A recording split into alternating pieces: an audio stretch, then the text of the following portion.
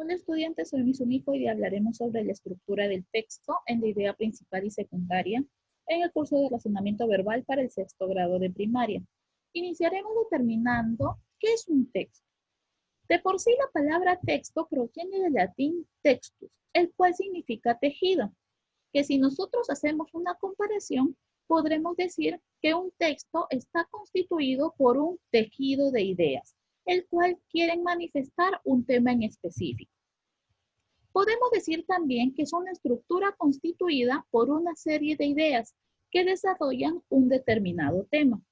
Dentro de estas ideas hay una que es la más importante, la cual se llama idea principal, que vendría a ser el resumen de lo que el autor quiere que el lector sepa. Sin embargo, estas últimas ideas complementan el tema del texto. A estas últimas ideas se les denomina ideas secundarias, que también son importantes y van a ayudar a que la idea principal se pueda entender de una mejor manera. ¿Qué es la estructura interna de un texto?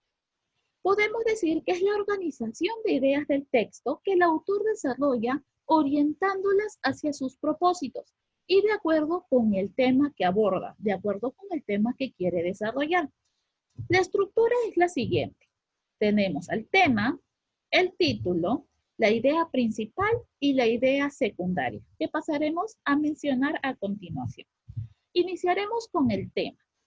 El tema en sí es el asunto a tratarse en el texto, lo que el autor quiere que el lector sepa. Es de quién o qué se habla en el texto. Por lo general, se va a redactar en una frase nominal. ¿Y cómo yo puedo reconocerla? Realizando la siguiente pregunta. ¿De qué o quién trata el texto? En segunda instancia tenemos al título. El título es la parte del texto que va a describir todo lo tratado en él. Se redacta también en una frase nominal.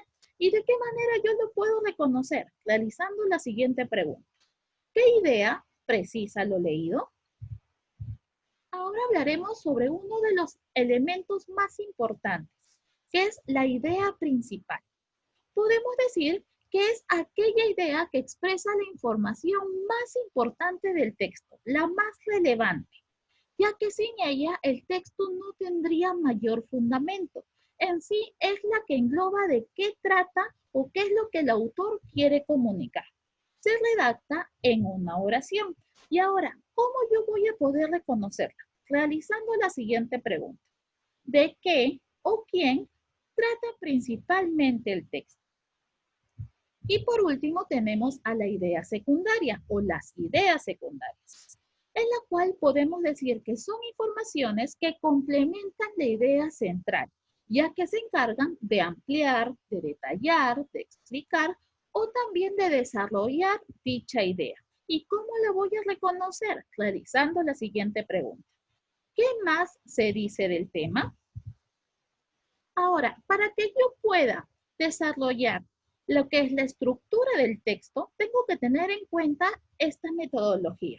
En primer lugar, la prelectura, la lectura minuciosa y por último, la evaluación. Cuando nosotros hablamos de prelectura, es la lectura previa y de reconocimiento que se debe de hacer. Se busca familiarizarnos con el tema y anticiparnos a las preguntas.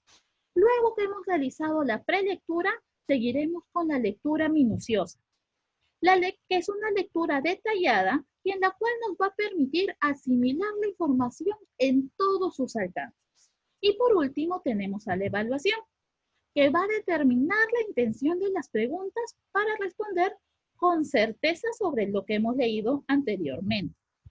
Vamos a realizar un ejemplo. Tenemos aquí, biografía de Albert Einstein. Nació en Ulm, Alemania, en 1879. Albert Einstein es considerado el máximo físico teórico del siglo XX.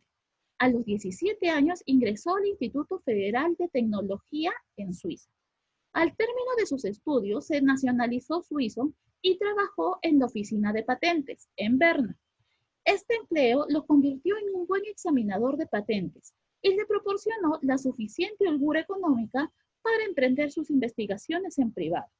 En 1905 publicó sus 3 primeros artículos, en los que abordó los campos del movimiento browniano, el efecto fotoeléctrico y la relatividad espacial. Este último, sobre todo, llamó la atención de los científicos de su época. En 1909 consiguió su primera plaza de profesor titular en la Universidad de Zúrich.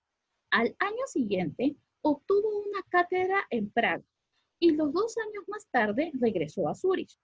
En 1913 fue nombrado director del Instituto de Física Kaiser-Wilhelm en Berlín. 2 años más tarde publicó la teoría general de la relatividad, que lo consagró definitivamente. Ahora, ¿cuál vendría a ser el título? En este caso, podremos decir que es la biografía de Albert Einstein. Y el tema, ¿cuál es el tema central? ¿Qué es lo que el autor quiere que yo sepa? ¿De qué trata en sí? Todo lo que hemos leído será sobre Albert Einstein. Ahora, es correcto a partir del texto. A. Einstein es el más grande físico de toda la historia.